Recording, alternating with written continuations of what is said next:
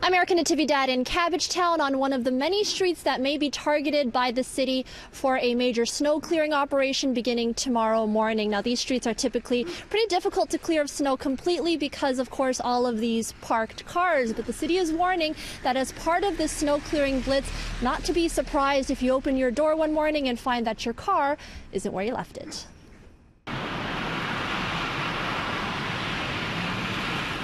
Multiple dumps of record-breaking snowfall amounts have left areas of the city still buried in snow. On smaller streets, getting the snow cleared is especially challenging because of the many parked cars. Rings of snow are left piled high. Some cars are parked awkwardly over snowbanks, while others remain buried. And it'll be a last resort, but if there's an impediment to being able to safely remove a snowbank because a car is parked there, working with police, we'll tow that car around the corner to the next block, down the street, whatever the case may be. It's called a friendly tow. That's right, a friendly tow, meaning the city won't be charging you or impounding the vehicle, just moving it out of the way. But other than letting us know it may happen on some streets at some time with some notice, the details are few, including just how much notice they'll be giving drivers.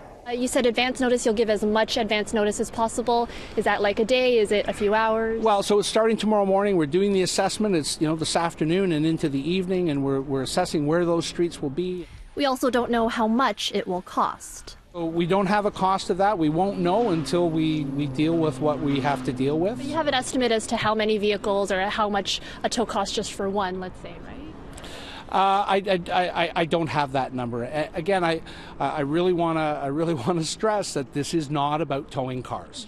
It's messy streets like this that the city says could make it potentially difficult for emergency vehicles to get through if needed. But take a look at how many cars are parked here. If they all stay here, will the city tow them all? And if so, where will they put them? You don't know of any place that they could kind of park it around the corner? I don't. No. I know. I think it's going to be a bit worrisome for people trying to figure out, if they're not given much time to figure out what to do with the car, it's going to be a difficulty. Other residents we spoke to have no issue with the potential tows. Do what they got to do, I guess. Street especially. Yeah. There's no place for people with a very, very small yard to put the snow. I have no problem with it. I think it's essential to get the job done. The city estimates dozens of crews working 12-hour shifts will be out with snow blowers, loaders, and dump trucks. The excess snow will be moved to one of the City of Toronto's storage facilities. So over the next 5 to 7 days, if you find your car isn't where you parked it, take a walk around the block. It might be just around the corner. Otherwise, you actually can call Toronto Police's non-emergency line and they may be able to help you out. We will be following up with the city once the operation is complete to find out how many cars were towed and how much it all cost.